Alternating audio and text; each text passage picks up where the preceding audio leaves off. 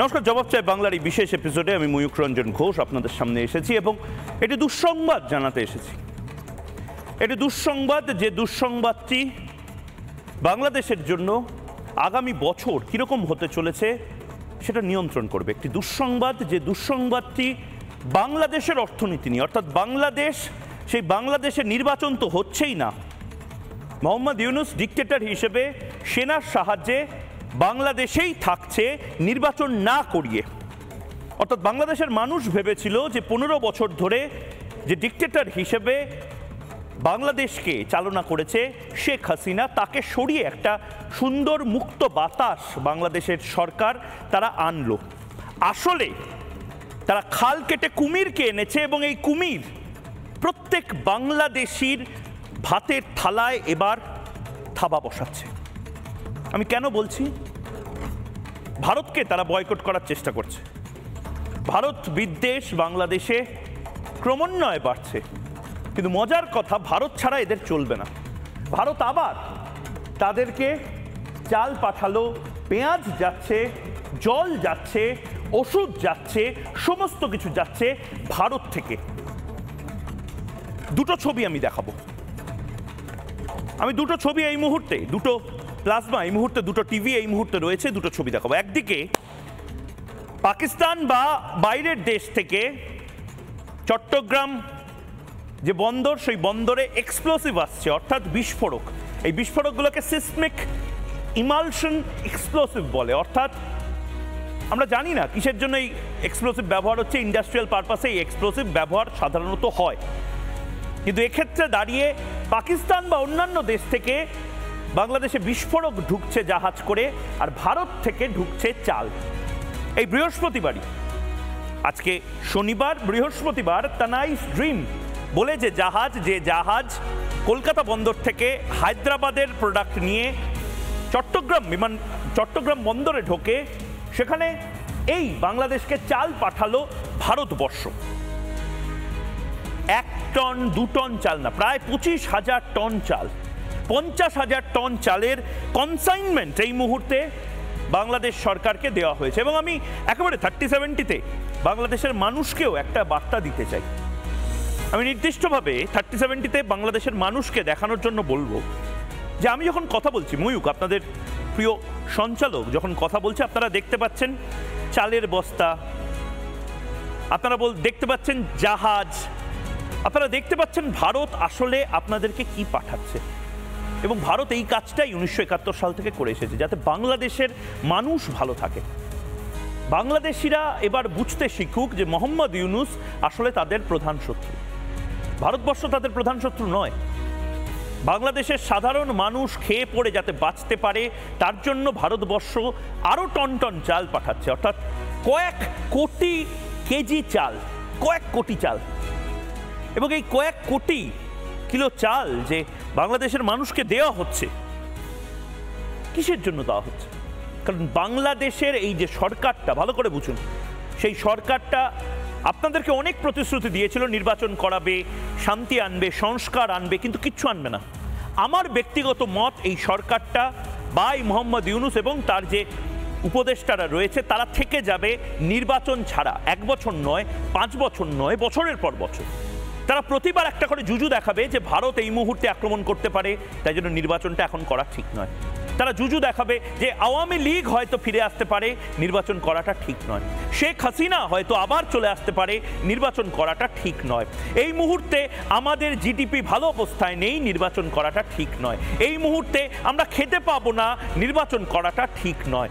এই মুহূর্তে আমাদেরকে গাজওয়াতুল হিন্দ করতে হবে, নির্বাচন করাটা এখন ঠিক নয়। বারবার মৌলবাদী, সন্ত্রাসী এবং মোহাম্মদ ইউনূস, তাদের যেই গ্যাং, সেই গ্যাং চেষ্টা করবে এই কাজগুলো। এবং বাংলাদেশের মানুষ বুঝুক, বাংলাদেশ হয়তো অস্ত্র শস্ত্র, সন্ত্রাসী, এই সমস্ত কিছুকে লালন পালন এই মুহূর্তে করছে, যেভাবে আনসারুল্লাহ বাংলাকে তারা লালন পালন করছে। বাংলাদেশের সাধারণ মানুষকে আমি বলছি, এই আনসারুল্লাহ বাংলা বা সন্ত্রাসবাদী সংগঠনগুলো তারা ভারতকে ক্ষতবিক্ষত করবে, ভারতকে ক্ষতবিক্ষত করবে, এটা নিয়েও আমার কিছু বলার নেই। কিন্তু আমার যেটা নিয়ে বলার তা হলো বাংলাদেশের মানুষ বারবার এই জেহাদ জেহাদ জেহাদের ডাক যে মৌলবাদীরা দেয়, এবার আসল যে মনের ভেতরের যে জেহাদ, সে জেহাদটা মোহাম্মদ ইউনূসের বিরুদ্ধে করুক না। গরম ভাতের জন্য জেহাদ। ভারত যদি ভাত না পাঠায় বাংলাদেশ থাকবে না। আজও বাংলাদেশ গরম ভাত খেতে পারছে ভারতের জন্য। কত কিলো, আমি ভারতের মানুষকে এই মুহূর্তে বলবো, কত কিলো চাল, কত কোটি কিলো চাল, কত টন টন চাল এই মুহূর্তে মোহাম্মদ ইউনূস হাতে পায়ে ধরে প্রধানমন্ত্রী নরেন্দ্র মোদীর থেকে কত কিলো চাল এই মুহূর্তে নিয়েছেন দেখবেন। চাল দিয়ে সাহায্য করছে ভারত, দেখুন গুণে শেষ করতে পারবেন না। 1 2 3 4 5 6 7 8, 8টা ডিজিট, 8টা সংখ্যা, 2,50,00,000 কেজি। 2,50,00,000 কেজি মানে 1-2 কেজি নয়। প্রত্যেক বাংলাদেশি যদি 1 কেজি চাল আজকের দিনে কেনেন, তাহলেও 2,50,00,000 বাংলাদেশি ইতিমধ্যে নিজের ঘরে ভারতের কেনা চাল নিয়ে গেছেন। এরপরে হয়তো জবাব চাই বাংলা দেখে ভারতকেই তারা গাল দেবেন। ভারতের কেনা ডিম তারা হয়তো এই মুহূর্তে রান্নাঘরে ব্যবহার করছেন, জবাব চাই বাংলা শুনতে শুনতে ভারতকেই গাল দেবেন। ভারতের পানি, ভারতের জল, ভারতের স্থল, সমস্ত কিছু ভারত থেকে আসছে, আর গালাগালি দিতে পারছেন না মোহাম্মদ ইউনূসকে। এসে কেসে চলেগা। আমি সাধারণ বাংলাদেশিদের বলছি, দম থাকলে মোহাম্মদ ইউনূসকে গালাগাল দিন, যে মোহাম্মদ ইউনূস না সংস্কার করছে দেশে, না সন্ত্রাসবাদ মোকাবিলা করছে, না জিনিসপত্রের দাম কমাতে পারছে, না দেশকে দেউলিয়া হয়ে যাওয়া থেকে আটকাতে পারছে। মোহাম্মদ ইউনূস তো নোবেল পেয়েছেন, তাই নোবেল জয়ী দেশকে দেউলিয়া হওয়ার পর থেকে আটকাতে পারছেন না কেন? এই মুহূর্তে যে ব্রেকিং এসছে সেই ব্রেকিং তো সাংঘাতিক। এই মুহূর্তে যে ব্রেকিং নিউজ, সাংঘাতিক ব্রেকিং নিউজ। ভালো নেই নতুন বাংলাদেশ ভালো নেই, এবং হাতে পায়ে ধরার অবস্থা বাংলাদেশের। ভরসা করতে হচ্ছে ভারতের ওপরই। যতই চোখ রাঙাক মোহাম্মদ ইউনূসের ভরসা সেই বাংলাদেশের ভারত। 50,000 টন চাল সস্তায় পাঠান, ভারতকে বার্তা। কাতর অনুরোধ, কাতর আবেদন, চাল পাঠাতে ভারতকে কাতর আবেদন করেছেন মোহাম্মদ ইউনূসের সরকার। ইতিমধ্যে ভারত বন্ধু রাষ্ট্র হিসেবে চট্টগ্রামে 50,000 টন, আবারও বলছি 50,000 টন, 2,50,00,000 কেজি চাল ইতিমধ্যে বাংলাদেশে তারা পাঠিয়ে দিয়েছে, এবং আরো 50 টন চাল, 50,000 টন চাল সেটা পাঠানো হবে খুবই সস্তায়। মোহাম্মদ ইউনূসের প্রথম দাবি ছিল সস্তায় চালটা পাঠান। কারণ কি মোহাম্মদ ইউনূস জানেন যে মোহাম্মদ ইউনূস এই দেশটা চালাতে পারবেন না যদি ভারতের হাত মাথার উপর থেকে উঠে যায়। মোহাম্মদ ইউনূস খুব ভালো করে জানেন তারা না চাল, না ডাল, না সবজি, না ডিম, না মাংস, কোনো কিছু ধৈর্য ধরে তারা কাজ করেননি, অধ্যাবসায়ের সাথে তারা তার বিপণন করেননি, এবং দেশটা এমন একটা জায়গাতে চলে গেছে যে এখানে সন্ত্রাসবাদ, AK-47, মৌলবাদ, গজওয়াতুল হিন্দ, জিহাদ, এই সমস্ত শব্দ ছাড়া অন্য কোনো শব্দ দাপিয়ে বেড়াতে পারছে না। বাংলাদেশ ধ্বংসের পথে, এবং তার অনেকগুলো কারণ এই মুহূর্তে আমি আপনাদেরকে দেখাবো, শোনাবো, এবং তার পাশাপাশি ফিনান্সিয়াল ক্রাইসিস, অর্থাৎ অর্থনৈতিকভাবে বাংলাদেশ কি করে ধ্বংস হয়ে যাবে, মোহাম্মদ ইউনূসের হাতে ধ্বংস হবে। মোহাম্মদ ইউনূস তার দুটো হাত নিয়ে বাংলাদেশের গলা টিপে বাংলাদেশকে মেরে ফেলার জন্য উঠে পড়ে লেগেছে। বাংলাদেশিরা বুঝতে পারছে না, ঘটি উল্টে দিচ্ছে বাংলাদেশের মানুষরা যদি আজও বুঝতে না পারে, আমি জানি না কি হবে। ঘটি উল্টে গেছে বাংলাদেশের মায়েরা খেতে পারছেন না। মোহাম্মদ ইউনূস জানেন কিন্তু কিছু বলছেন না। টাইটানিকের নাবিক ক্যাপ্টেনের মতন মোহাম্মদ ইউনূস চুপচাপ সবটা দেখছেন মজা। বাঙালিদের মেরে ফেলার চক্রান্ত। বাংলাদেশে কেন ঘটি উল্টে গেছে বলছি, কেন ভয়ঙ্কর অর্থনৈতিক ধসের সম্মুখীন হতে চলেছে বাংলাদেশ। 4 মাসে 10 লাখ বেকার, ভাবতে পারছেন 10 লাখ মানুষ বেকার হয়ে গেছে মাত্র 4 মাসে। বাংলাদেশে এই মুহূর্তে 65 লাখ মানুষের চাকরি অনিশ্চিত। বাংলাদেশে এই মুহূর্তে বিখ্যাত বস্ত্রশিল্প একেবারে শেষ। গার্মেন্ট ফ্যাক্টরিগুলো একেবারে বন্ধের দিকে। বিদ্যুতের অভাবে বড় ভারী শিল্পের অবস্থা ভয়ঙ্কর খারাপ।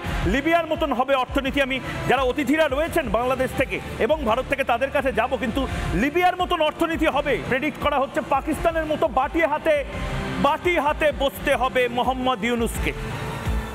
যারা এই মুহূর্তে অতিথিরা রয়েছেন আমি তাদের কাছে এক এক করে যাব এবং নির্দিষ্টভাবে আমি বাংলাদেশ এবং ভারতের যারা রয়েছেন তাদের কাছে যাব। শুরুতে আমি বাংলাদেশের যে অতিথি আছে তার কাছে যেতে চাই। আরিফ বিল্লাহ, গণ অধিকার পরিষদ এবং কেন্দ্রীয় দপ্তর সমন্বয়ক বাংলাদেশের, এই মুহূর্তে নতুন বাংলাদেশের। আরিফ ভাই, অনেক অনেক স্বাগত। আরিফ ভাই, বাংলাদেশে এই মুহূর্তে যেটা চলছে সেটা সার্কাস বলা যায়। তার কারণ বাংলাদেশ একদিকে ভারত বিদ্বেষ বাড়িয়ে দিয়েছে আপনাদের জন্য, মানে রাজনীতিবিদদের জন্য। সাধারণ বাংলাদেশিদের মধ্যে ভারত বিদ্বেষ আগে ছিল না, এখন আপনারা বাড়িয়েছেন।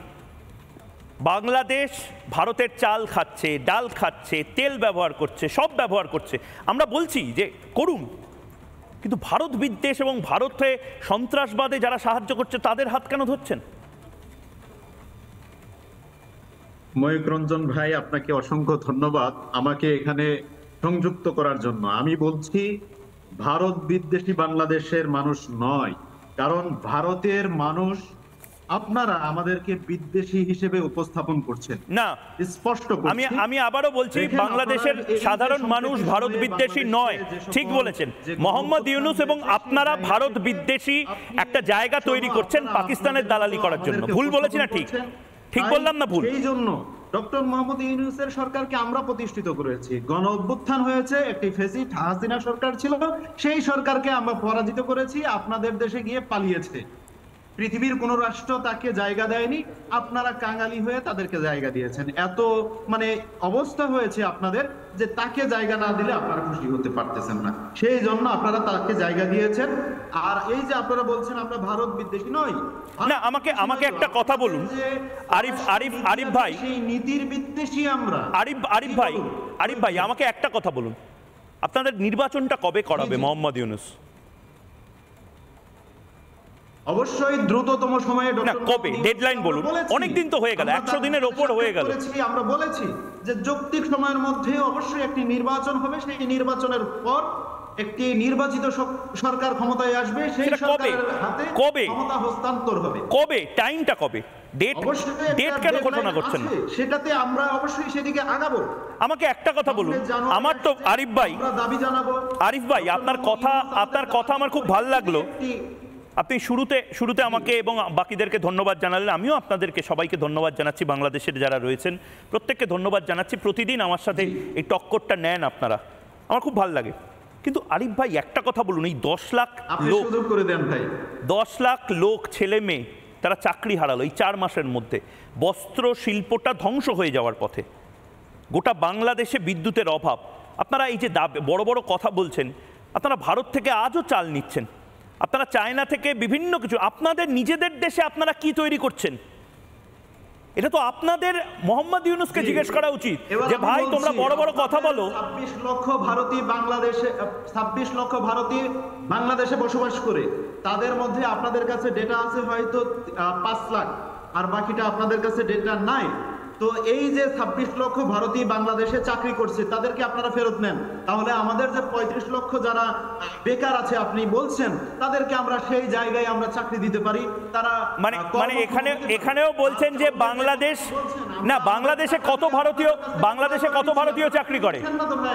বাংলাদেশে কত ভারতীয় চাকরি করে? আমরা চীন থেকে নিতে পারি, অন্যান্য রাষ্ট্র থেকে আমরা। আরিফ ভাই, বাংলাদেশে কত ভারতীয় চাকরি করে? কিন্তু বাংলাদেশে, আরে আপনি আমার কথার উত্তরটা দিন, বাংলাদেশে কত ভারতীয় চাকরি করে? আপনি বলছেন বাংলাদেশে ভারতীয়রা চাকরি করে বলে বাংলাদেশের মানুষকে আপনারা খেতে দিতে পারছেন না। ময়ূক ভাই আমাকে বলবার সুযোগ দিন, প্লিজ বলুন। বাংলাদেশ থেকে যারা ভারতে 2-1 চাকরি করে সেটা একেবারেই নগণ্য। আপনারা এখান থেকে এমন ভাবে চাকরি করছেন, আমাদের যে সরকারি যে ডেটা অনুযায়ী, সেই ডেটা অনুযায়ী এখানে 5 লাখের একটা পরিসংখ্যান আছে, আর বাকি যা আছে 21 লক্ষ, এটার কোনো ডেটা নাই। কারণ আপনারা ওই যে সীমান্ত দিয়ে অনায়াসে চলে এসেছেন, এসে চাকরি করছেন বিভিন্ন বাংলাদেশে। আপনি বলছেন ভারতীয়রা বাংলাদেশে অনুপ্রবেশ করছে? না না না, আরিফ ভাই আমি শুনতে পাচ্ছি না। আরিফ ভাই আপনি বলছেন, আপনার এটার মানেটা কি? আরে মানেটা তো বোঝাতে হবে, নয়তো বুঝতে পারবো না আমরা। না না, আমাকে বোঝান। আপনি বলছেন 21 লক্ষ ভারতীয় তারা বাংলাদেশে ঢুকে পড়েছে? জি। হ্যাঁ, মানে 21 লক্ষ ভারতীয় অন্যায়ভাবে এবং তাদের কি মরতে তারা বাংলাদেশে যাচ্ছে? ভারত থেকে তারা কি মরতে বাংলাদেশে যাচ্ছে? অনুপ্রবেশ বাংলাদেশিরা করছে না ভারতীয়রা বাংলাদেশে করছে? কোনটা আপনি বলছেন? ভারতীয়রা করছে দাদা, ভারতীয়রা করছে অনুপ্রবেশ অলরেডি করে। তারা বিভিন্ন অনুপ্রবেশকারী বলছেন না, ওয়ার্ক পারমিট নিয়ে যাওয়া একটা আলাদা বিষয়। আমি দুবাইতে ভারতীয় শ্রমিক পাঠাতেই পারি, ছাড়াই করছে 21 লক্ষ। তার মানে আপনাদের এতটাই বর্ডার সিকিউরিটি ঠুনকো যে আপনারা ভারতীয়রা তাদেরকেই, আমি ধরে নিলাম আপনার কথা, তাদেরকেই আটকাতে পারেন না, আর আপনারা একটা পরমাণু শক্তিধর দেশ ভারতবর্ষের বিরুদ্ধে যুদ্ধ ঘোষণা করছেন। আপনাদের মাথাটা ঠিক আছে তো? আপনারা সামনে থেকে ভারতের বিরুদ্ধে যুদ্ধ ঘোষণা করছেন, পেছন থেকে আরাকান আর্মি এসে আপনাদের পুরো চট্টগ্রামটা নিয়ে চলে যাবে। সেই জায়গা থেকে আপনারা তো ঢুকতে পারবেন না। আমরা আমাদের সিকিউরিটি নিশ্চিত করতে পারি, কারণ যখন হাসিনা সরকার ক্ষমতায় ছিল তখন হাসিনার ভূত আপনাদের মাথায় ঢুকে গেছে। শেখ হাসিনা এখন অতীত, অপদার্থ মোহাম্মদ ইউনূস এখন বর্তমান। মোহাম্মদ ইউনূস কি করছে আপনারা প্রশ্ন করছেন না কেন? আমার সরকার অবশ্যই কাজ করছে। না, করছে না। আপনারা যদি সাধারণ বাংলাদেশিদের হয়ে লড়াইটা করতেন, আজকে আপনারা মিছিলটা করতেন, আমাকে চিৎকার করে এত শিরা ফুলিয়ে চিৎকার করতে হতো না। বাংলাদেশের মানুষের জন্য যদি আপনারা এই লড়াইটা লড়তেন। সাথে 5 মিনিটের মধ্যে চলে এসেছে। আচ্ছা আরিফ ভাই আমাকে একটা কথা বলুন। জি ভাই বলুন। এটা গোটা বাংলাদেশের সব মানুষকে আমি দেখাতে চাই, আমি আজকে রেগে চিৎকার করে কোনো কথা বলছি না, আমি অভিমানও করছি না। আজকে বাংলাদেশের মানুষকে শিক্ষিত করবার জন্য স্যারের ভূমিকা নিয়েছি, মাস্টারমশাইয়ের ভূমিকা। জিওগ্রাফির মাস্টারমশাই, ম্যাপ দেখাবো, মানচিত্র। ভূগোলের মাস্টারমশাইরা যেরকম মানচিত্র স্কুলে দেখায়, খারিজি মাদ্রাসায় হয়তো মানচিত্র দেখায় না, খারিজি মাদ্রাসায় অন্যান্য জিনিস যেগুলো জিহাদের জন্য ব্যবহার হয় সেগুলো দেখানো হয়। কিন্তু আমি ভারতের এই স্টুডিও থেকে ম্যাপটা দেখাবো, ভারত এবং বাংলাদেশের বর্ডার বা সীমান্তের যে ম্যাপটা। বাংলাদেশকে ঘিরে ভারত একটি দেশ, এই দেশটি বাংলাদেশ নামে পরিচিত। তার পাশে পশ্চিমবঙ্গ, তার পাশে অসম রয়েছে। বাংলাদেশ এমন একটি দেশ যার 90% জায়গা ভারতের কোনো না কোনো রাজ্য দ্বারা ঘিরে রাখা। বাংলাদেশ যদি ডান দিকে তাকায় তাহলে পশ্চিমবঙ্গ, পুরোটা পশ্চিমবঙ্গ। বাংলাদেশ যদি বাঁদিকে তাকায় তাহলে ত্রিপুরা। বাংলাদেশ যদি মাথার উপরে তাকায় তবে অসম, আর বাংলাদেশ যদি একটু বাঁদিকে ওপর করে তাকায় মেঘালয়া। এর পাশাপাশি বাংলাদেশের শুধুমাত্র এইটুকু অংশ সমুদ্র, এবং সেই সমুদ্র বঙ্গোপসাগর বলা হয়, বে অফ বেঙ্গল, যেখানে রাজার মতন আছে ভারত নামে একটি দেশ। তাদের নৌবাহিনী, তাদের সাবমেরিন, তাদের পরমাণু শক্তিধর যা যা ইনস্টলেশন আছে সব। অর্থাৎ এই ভারত উপমহাদেশের যে সমুদ্রটি, অর্থাৎ যে বঙ্গোপসাগর বা বে অফ বেঙ্গল বলা হয়, তাতে ডিরেক্ট অ্যাক্সেস, এই খাড়ির মতন যে জায়গাটা, এই খাড়ির মতন জায়গাটা শুধুমাত্র বাংলাদেশ নিজের ইন্টারন্যাশনাল ওয়াটারের আগে পায়। অর্থাৎ বাংলাদেশ নিজের জলসীমান্তের জায়গা যেটুকু পায় সেটাও ভারতের দ্বারা নিয়ন্ত্রিত। এবার আমার প্রশ্ন, আরিফ বিল্লাহ, সম্মানীয় আরিফ বিল্লাহ বাংলাদেশ থেকে আমার অতিথি, সম্মানীয় অতিথি বসেছেন। একটি দেশ চারপাশ থেকে ওই ভারতের দ্বারা নিয়ন্ত্রিত না হলেও ভারতের দ্বারা ঘিরে ফেলা, সেই দেশের সাথে আপনারা কেন লড়াইটা লড়ার চেষ্টা করছেন? আর এই উন্মাদের মতন যারা ভারত বিরোধিতা করছে তারা করে লাভটা কি পাবে? আরিফ ভাই আমাকে লজিকটা বোঝান। আপনারা পাকিস্তানে হতে চান, আপনারা লিবিয়া সিরিয়া হতে চান, মানে কেন? মানে লোকে তো ভালোটা নেয়, ভারত, আমেরিকা, চায়না, রাশিয়া, এদের সাথে আপনারা বন্ধুত্ব বাড়ান। আপনারা পাকিস্তানের সাথে বন্ধুত্ব বাড়াচ্ছেন, সিরিয়ার সাথে বন্ধুত্ব বাড়াচ্ছেন, লজিকটা কি আরিফ ভাই? মহিপ্রঞ্জন ভাই, আমি আপনাকে অসংখ্য ধন্যবাদ জানাই এই প্রশ্নটা করার জন্য, কারণ আমার খুব আগ্রহ ছিল আপনি যেন আমাকে এই প্রশ্নটা করেন। আমি আপনার এই প্রশ্নের উত্তর দিচ্ছি যে বাংলাদেশের চারদিকে ভারত, কিন্তু ভারত কেন বাংলাদেশকে ভয় পায়? আমি সেটা জানতে চাই। ভারত কেন বাংলাদেশকে ভয় পায়? বাংলাদেশকে ভয় পায় বিদায় তো, বাংলাদেশকে ভয় পায় বিদায় তো বাংলাদেশকে বাংলাদেশকে ভয় পায়। ভারত বাংলাদেশকে ভয় পায় বলছেন? ভারত বাংলাদেশকে ভয় পায় বলছে, রাষ্ট্র হতে পারে। ভারত বাংলাদেশকে ভয় পায় কি বলছেন? ভারত বাংলাদেশকে ভয় পায়? বাংলাদেশের, আরে বাংলাদেশ এইটুকু একটা দেশ, ভারত 140 কোটির দেশ, বাংলাদেশকে ভয় পায়? চেতিয়ে দাঁড়িয়েছিল এদেশের জনগণ। খুব মুশকিল, খুব মুশকিল। আপনারা অ্যালিস ইন ওয়ান্ডারল্যান্ড বা ঠাকুমার ঝুলিতে আছেন। 4 আগস্টের রাত্রে ভারতের কাছে হাসিনা সরকার হস্তক্ষেপ চেয়েছিল, কিন্তু ভারত সেই হস্তক্ষেপ করতে ভয় পেয়েছিল যে বাংলাদেশে যদি আমরা হস্তক্ষেপ করতে চাই, এই জাতি বীরের জাতি 71 সালে যুদ্ধ করে দিয়ে স্বাধীনতা অর্জন করেছে। না আমাকে একটা লজিক বলতে, আরিফ ভাই আপনি আমার সাথে কথা বলছেন তো, আমার একটা উত্তর দিন। আমরা ভারত আপনাদেরকে আক্রমণ অকারণে করতে যাবে কেন? আমাকে একটা কথা বলুন, আমাদের 75-76 বছরের স্বাধীন ভারতবর্ষ, মানে খণ্ড ভারতবর্ষ, যেটা অখণ্ড ভারতবর্ষ ছিল সেটা তো 3 ভাগে ভাগ হয়ে যায়। স্বাধীন যে 1947 সালের যে ভারতবর্ষ, 75-76 বছরে আজ পর্যন্ত দেখেছেন যে ভারত নিজে থেকে কাউকে আক্রমণ করেছে? বাংলাদেশকে আক্রমণ করতেই যাবে কেন? বাংলাদেশ আমাদের নিজেদের বাচ্চা। বাবারা কখনো বাচ্চাদেরকে আক্রমণ করে? নিজের লাল্লা আছে, আমাদের দেশের রাম লাল্লা আছে, আর বাংলাদেশ হচ্ছে আমাদের লাল্লা। বাংলাদেশ আমাদের বাচ্চা। বাংলাদেশকে বাবা কেন আক্রমণ করবে? বাবা মা বাচ্চাকে আক্রমণ করে? গোটা বাংলাদেশ আমার বাচ্চা, গোটা বাংলাদেশ আমাদের বাচ্চা। বাচ্চাদের কখনো আক্রমণ করে? বাংলাদেশ আপনাদের বাচ্চা কেন হতে যাবে? কেন? বাংলাদেশ একটি স্বাধীন সার্বভৌমত্ব রাষ্ট্র। অবশ্যই, কিন্তু ভারতের থেকেই তো বাংলাদেশটা বেরিয়েছে। আরে বাংলাদেশ তো মঙ্গল গ্রহ থেকে এসে টুক করে পড়েনি। বাংলাদেশ কি আম গাছ থেকে আম পড়ার মতন নাকি? বাংলাদেশ এসেছে ভারত থেকে, তা ভারতের বাচ্চা না। আমি স্নেহর সাথে বলছি, আমাদের বাচ্চা, আমাদের জান দিয়ে আমরা বাঁচাবো। যুদ্ধের মধ্য দিয়ে এই বাংলাদেশ স্বাধীন হয়েছে। অবশ্যই হয়েছে, পাকিস্তান রাজাকারদের বিরুদ্ধে যুদ্ধ করে। আর আপনাদের হাতে যে অস্ত্রগুলো তুলে দেওয়া হয়েছিল সেগুলো ভারতীয় সেনা প্রশিক্ষণ দিয়েছে। এগুলো অকৃতজ্ঞের মতন কেন বলছেন? আপনারা আওয়ামী লীগকে প্রশিক্ষণ দিয়েছিলেন। আওয়ামী লীগ, তার মানে আওয়ামী লীগ শুধু স্বাধীনতার লড়াই লড়েছে? আপনারা রাজাকার ছিলেন? আওয়ামী লীগ শুধু প্রস্তুতি নিয়েছিল? আরে আওয়ামী লীগকে শুধু স্বাধীনতার লড়াইয়ের প্রশিক্ষণ দেওয়া হয়েছে? কি বলছেন? আসতে পারেন নাই তো। স্বাধীনতার লড়াইয়ের প্রশিক্ষণ কাকে দেওয়া হয়েছে? আরিফ ভাই, আর আপনারা শেষ সময়ে এসেছিলেন পাকিস্তানের ফেলে যাওয়া কিছু অস্ত্র এবং সরঞ্জাম, সামরিক যে যান, এগুলো আপনারা কুড়িয়ে নেওয়ার জন্য আপনারা সেগুলো ডাকাতি করে নিয়ে গেছেন, চুরি করে নিয়ে গেছেন। এর জন্য বাংলাদেশে এসেছিলেন। আপনারা স্বাধীনতা যুদ্ধে বাংলাদেশকে সহযোগিতা করেন নাই তো, নিজেদের আখের গোছানোর জন্য বাংলাদেশে এসেছিলেন। বাংলাদেশের মানুষ এটি জানে, ভারতের জনগণ সেটি বিশ্বাস করে। আপনারাই মুখের সব বুঝলাম। আপনার বিপ্লব দীর্ঘজীবী হোক।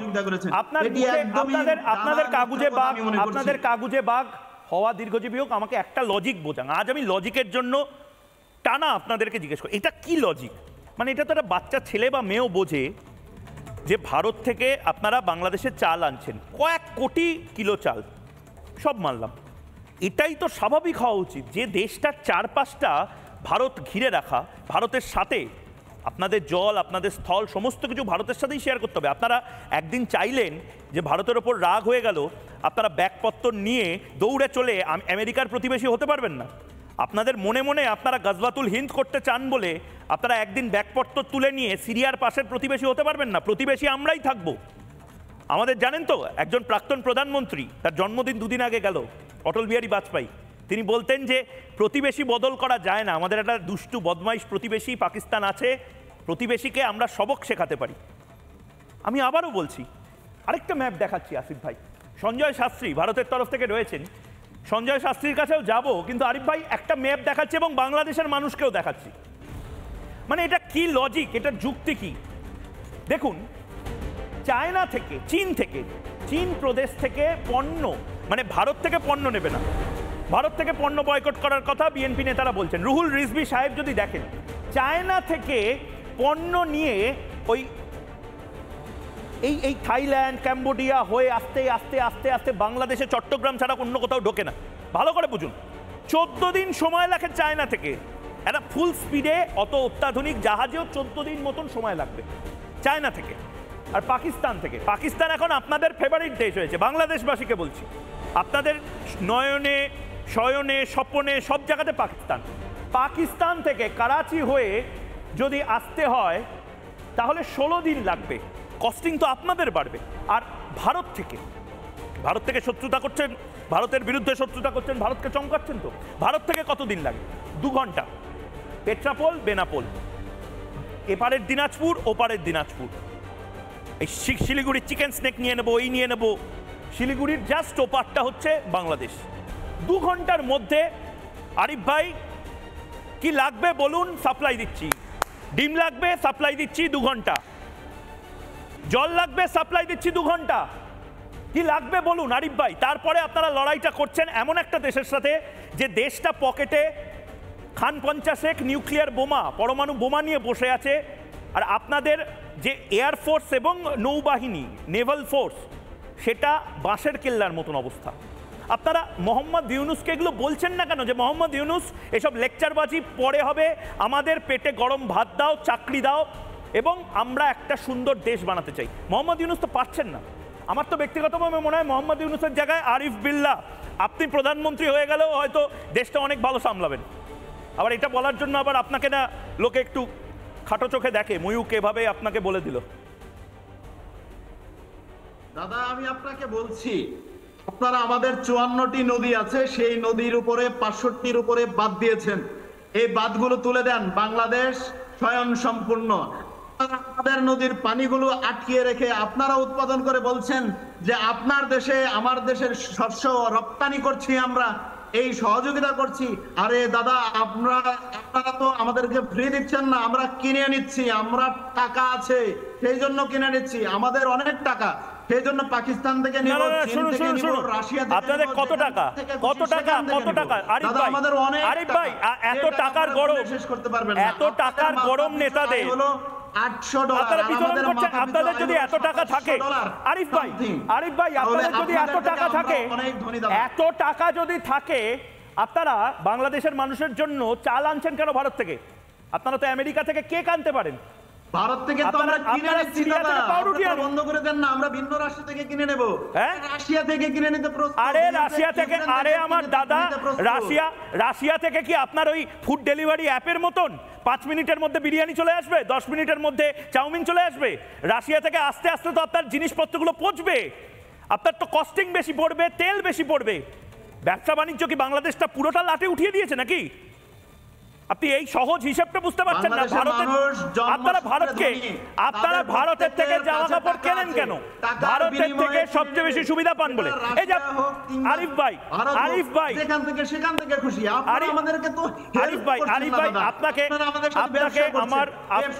আমার শিক্ষিত, মানবিক আমাদেরকে মনে করছেন যে এবং সেন্সেবল একজন সহানুভূতিশীল একজন মানুষ মনে হয়। আমাদের উপর আপনারা ডিপেন্ডেন্ট। আচ্ছা, আপনাদের 4 নাম্বার বাসের কেল্লার জন্য ডিপেন্ডেন্ট। বাংলাদেশে যদি আপনারা রপ্তানি না করেন, না কাচ্চি বিরিয়ানির জন্য ডিপেন্ডেন্ট আপনাদের উপর। আপনারা দেখবেন আপনারা আমাদের কাচ্চি বিরিয়ানি রোজ খাওয়াবেন, এই নিউ মার্কেটের ব্যবসায়ী তার জন্য আমরা ডিপেন্ডেন্ট। না খেয়ে মারা যাচ্ছে। মোহাম্মদ ইউনূসের প্রতি আমি ডিপেন্ডেন্ট। মোহাম্মদ ইউনূস একটা করে ভুল করবে আর আমি রাত্রির 8টার সময় এসে মোহাম্মদ ইউনূসের এই ভুলগুলো নিয়ে পোস্টমর্টম করতে বসবো। সত্যিই ডিপেন্ডেন্ট। বেশ হয়ে গেছে। আমি আপনাকে একটু থামাচ্ছি দাদা।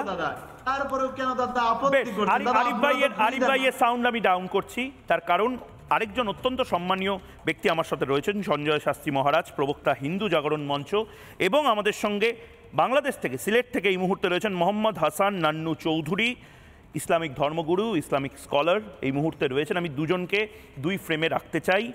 আরিফ ভাই অনেক ধন্যবাদ। আমি এবার একটা খুব সিরিয়াস জায়গায় এই ডিবেটটাকে নিয়ে যেতে চাই। পেটে ভাত নেই বাংলাদেশের, গরম ভাতের গন্ধ প্রত্যেক মানুষ চায়, কিন্তু সেই গরম ভাতের গন্ধে বারুদের গন্ধ এবং ধর্মের গন্ধ, ইসলামী জিহাদের, ইসলামী মৌলবাদের গন্ধ কারা মিশিয়ে দিচ্ছে? মোহাম্মদ হাসান নান্নু চৌধুরী, অনেক স্বাগত আপনাকে ভারতবর্ষের সবচেয়ে বড় মিডিয়া এবং গ্লোবাল এই ব্রডকাস্টে আসার জন্য, বাংলাদেশ থেকে যুক্ত হওয়ার জন্য। আপনি আমাকে একটা কথা বলুন নান্নু চৌধুরী সাহেব, এই গজওয়াতুল হিন্দ, এই জিহাদ, এর মাধ্যমে আপনারা ভারতীয় উপমহাদেশ নিয়ে নেবেন ইত্যাদি, এগুলো কেন আপনারা মাথা খাচ্ছেন? এই ভারতীয় উপমহাদেশের হাজার হাজার ছেলে মেয়েদের, বাংলাদেশের ছেলে মেয়েদের, পশ্চিমবঙ্গের ছেলে মেয়েদের।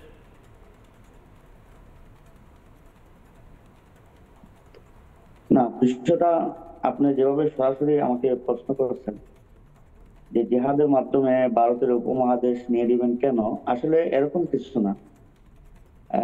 এটা সরাসরি এভাবে নয়। জিহাদের ইসলামী পরিভাষায় জিহাদ শব্দের শাব্দিক অর্থ এবং পারিভাষিক অর্থ এটা আমাদেরকে আগে বুঝতে হবে। জিহাদ মানে এই নয় যে কাউকে নির্যাতন করা। জিহাদ মানে এই নয় যে কারো অধীনস্থ জমি ছিনিয়ে নেওয়া।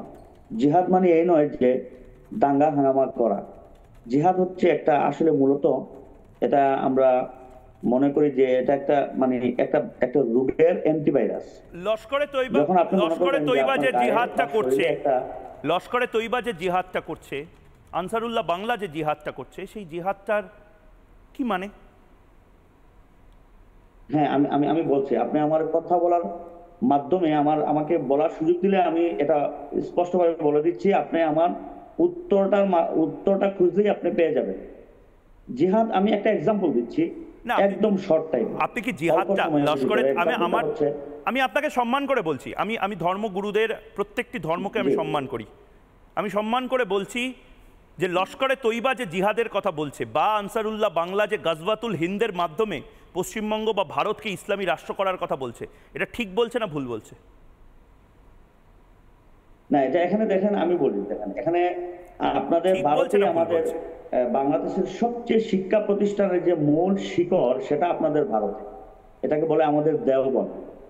এই দেওবন্দ যে একটা কওমি মাদারিস, এটা অনেক বড় একটা প্রতিষ্ঠান। আমি সবটা বুঝলাম, আপনি আমাকে শুনেন, বাংলাদেশের যত ইসলামী শিক্ষা প্রতিষ্ঠান আছে এগুলি সবই আমরা দেওবন্দকে ফলো করি। কিন্তু আপনি আমার কথাটা এড়িয়ে যাচ্ছেন। গাজওয়াতুল হিন্দের কথা, পশ্চিমবঙ্গের বিভিন্ন জলসাতে গাজওয়াতুল হিন্দ এবং জিহাদের কথা বলা হচ্ছে বলে ভারতীয় যে গোয়েন্দা সংস্থা তারা বলেছে, এবং ইতিমধ্যে আনসারুল্লাহ বাংলার অনেকে গ্রেপ্তার হয়েছে। এই গাজওয়াতুল হিন্দ আপনি নিজেও তো প্রচার করেন, এই গাজওয়াতুল হিন্দের কথা আপনি বলছেন, এটা ঠিক বলছেন না ভুল বলছেন?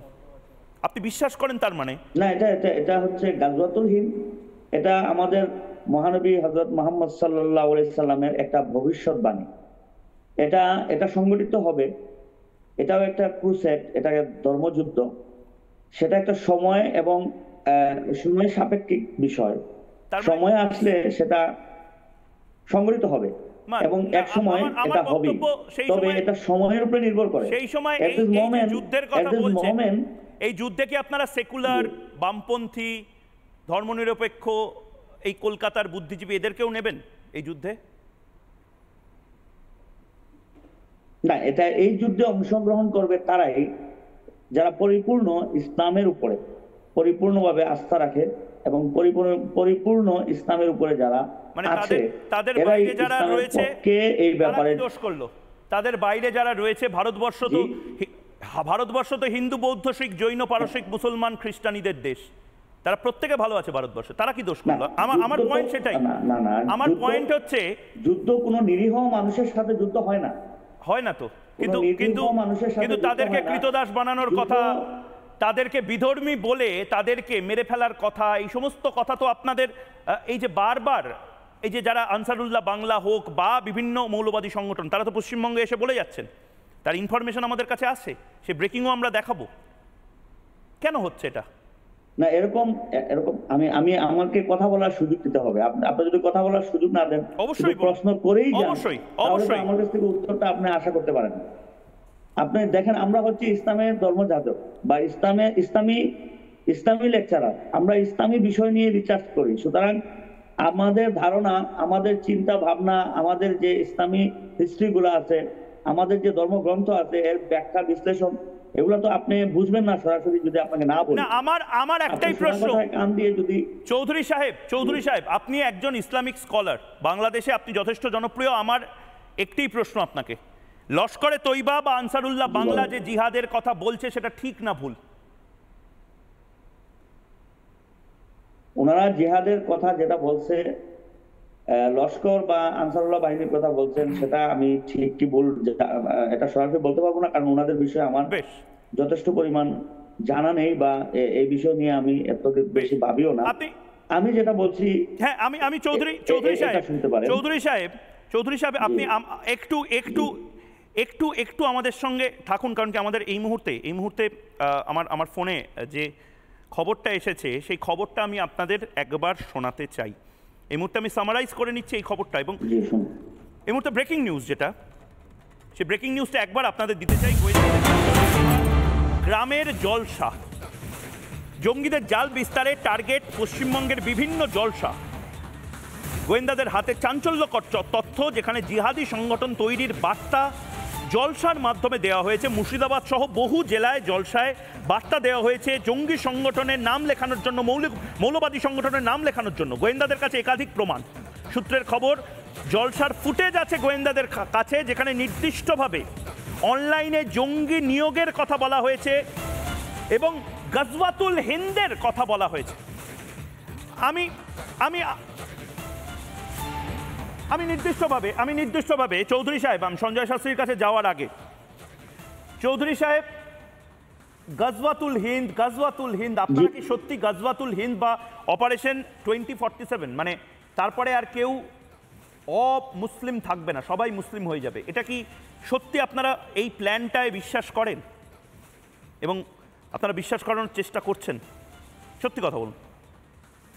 না, সবাই মুসলিম হয়ে যাবে এরকম কিছু না। গাজওয়াতুল হিন্দ হবে সেটা নিশ্চিত। এ ব্যাপারে আল্লাহ রাসূল সাল্লাল্লাহু আলাইহি সাল্লামের, আমাদের মহানবী, আমাদের পয়গম্বরের ভবিষ্যৎবাণী আছে যে গাজওয়াতুল হিন্দ হবে, অর্থাৎ আরবের পূর্ব দিকে যে অঞ্চলগুলি আছে, আমরা ভারত, পাকিস্তান, বাংলাদেশ, নেপাল, ভুটান, বার্মা, শ্রীলঙ্কা, এই যে এলাকাটা, আফগানিস্তান সহ এই অঞ্চলটাতে সেটা কিসের মাধ্যমে আপনি বলছেন? মানে ভারত ইসলামী রাষ্ট্র হয়ে যাবে বলছেন? না, সেটা না, ভারত হবে না। আমি বোঝার চেষ্টা করছি, মানে দাওয়াতে কেউ কোন নেতা বলেন দাওয়াতে ইসলামের মাধ্যমে হবে, কোন নেতা বলছেন যে যারা সংখ্যালঘু তারা সংখ্যাগুরু হয়ে যাবে। আপনার বা আপনাদের মতন যারা ইসলামী স্কলার বাংলাদেশে রয়েছেন, যারা আসলে এখানেও বিভিন্নভাবে প্রভাব বিস্তার করার চেষ্টা করছেন, আপনাদের কি একই মত? আমি আসলে কোন প্রশ্নের উত্তর কিভাবে দিব আমি বুঝতে পারছি না। না, মানে আমার কাছ থেকে হ্যাঁ অথবা ভারতবর্ষ, আপনাদের স্বপ্ন হচ্ছে ভারতবর্ষকে ইসলামিক রিপাবলিক বানানো, ইসলামী রাষ্ট্র বানানো। সেটা কি করে? নির্বাচনের মাধ্যমে, জিহাদের মাধ্যমে? আমি সেটা জিজ্ঞেস করছি। না, এটা কি জিহাদের মাধ্যমে? আমার কাছ থেকে উত্তরটা নেওয়ার চেষ্টা করছেন। আপনি যদি আমাকে একটা প্রশ্ন করার পরে প্রশ্নটার উত্তরটা দেওয়ার সুযোগ না দেন, আচ্ছা বলুন। আমি শুনছি এবং তার সাথে সাথে আমি দেখতেও পাচ্ছি যে এই মুহূর্তে, প্লিজ বলুন। অথবা বেঠিক, তাহলে কিন্তু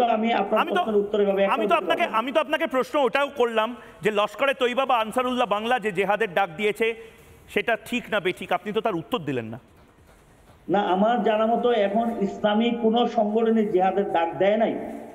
এখন কে দিয়েছে, কেউ যদি এটা দিয়ে থাকে তাহলে সেটা রং। লস্করে তৈবা কি কোনো হিন্দু? লস্করে তৈবা বা জামাতুদ্দোয়া বা লস্করে তৈবা এটা কি কোনো হিন্দু নেতা চালায়? এরকম কোনো ঘোষণা আসে নাই।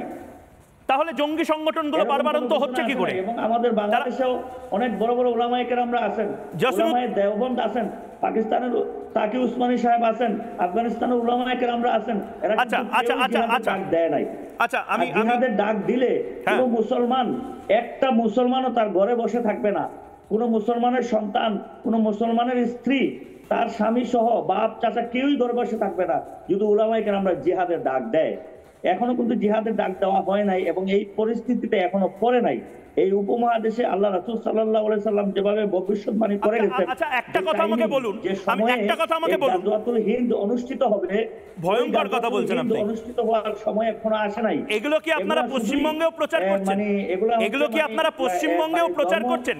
ভারতের গোয়েন্দা সংস্থা বলছে পশ্চিমবঙ্গের জলসায় এই কথাগুলো প্রচার করা হচ্ছে।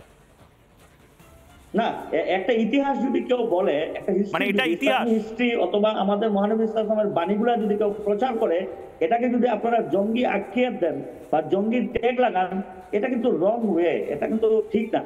আপনারা যদি, আপনাদের তো বিভিন্ন অনুষ্ঠান হয় হিন্দু সংস্কৃতিতে, যেমন আমার বাড়ির পাশেই একটা মন্দির আছে, ওইখানে আলোচনা হয়, হিন্দু পণ্ডিতরা আছেন, আমাদের ঠাকুররা আসেন, এসে এখানে আলোচনা করেন, অনুষ্ঠান করেন। এখন ওনার কথাগুলি যদি আমি ধরে নিয়ে এটাকে চেক করে দেই যে ওনারা ধর্ম প্রচার করছেন না, এখানে একটা দাঙ্গা বা হাঙ্গামা সৃষ্টি করার জন্য একটা প্ল্যানিং করছেন, এরকম যদি আমি একটা চেক লাগিয়ে দিই, সেটা রং হবে। তাহলে এই দায়িত্বটা আপনাদের তো আরো বেশি করে এগিয়ে আসা উচিত, পশ্চিমবঙ্গ, ভারত সহ গোটা উপমহাদেশকে সুরক্ষিত রাখার জন্য। এটা তো আপনাদেরও দায়।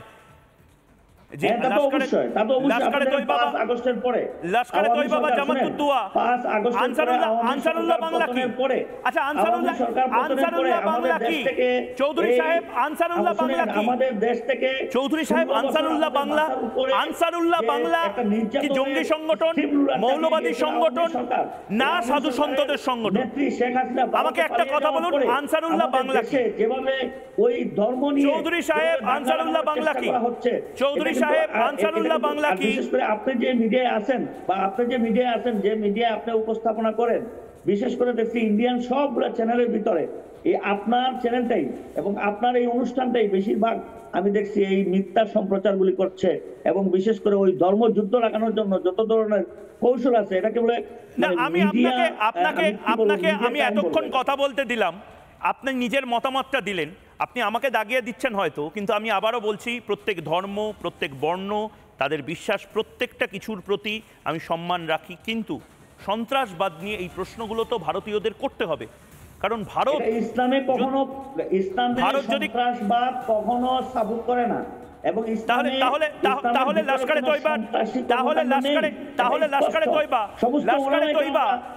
লস্করে তৈবা যে কাজটা করছে সেইটা কি করছে? লস্করে তৈবা যদি এই কাজটা করে থাকে, এটা কিন্তু আমার কাছে, এর আগে লস্করে তৈবা সন্ত্রাসবাদী হামলা করেনি।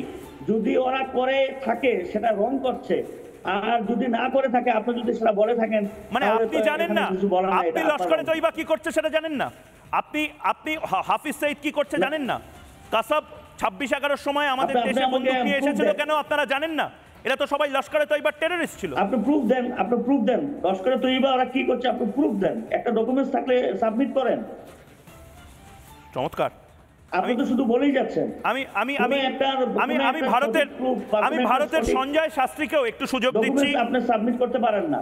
বেশ, চৌধুরী সাহেব আপনি আমাদের সঙ্গে থাকুন। আমি ভারতের সঞ্জয় শাস্ত্রী, প্রবক্তা হিন্দু জাগরণ মঞ্চ, ওনাকেও এই মুহূর্তে এই বিতর্কে অংশগ্রহণ করবার জন্য ডাকছি।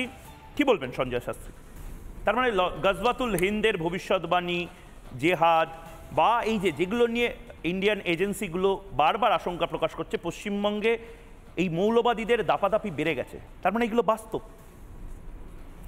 দেখুন, পশ্চিমবাংলায় জনৈক মহানাগরিক তিনি একদিন প্রকাশ্যে বলছেন যে যারা অন্য ধর্মে জন্মগ্রহণ করেছে তারা দুর্ভাগা, আমরা সবাইকে দাওয়াতে ইসলাম জানাই। আমার পূর্ববর্তী বক্তা একটু আগে নিজের কথায় নিজেই জড়িয়ে গেলেন। একবার বলছেন জেহাদ ব্যাপারটা ওই রকম নয়, আবার বলছেন যে জেহাদের ডাক দিলে একটা ইসলামিক মা বোন ভাই কেউ ঘরে থাকবে না, সবাই রাস্তায় বেরিয়ে আসবে। তাহলে জেহাদ ব্যাপারটা আদতে কি দাঁড়ালো? উনি নিজের কথায় নিজে প্রমাণ করে দিলেন।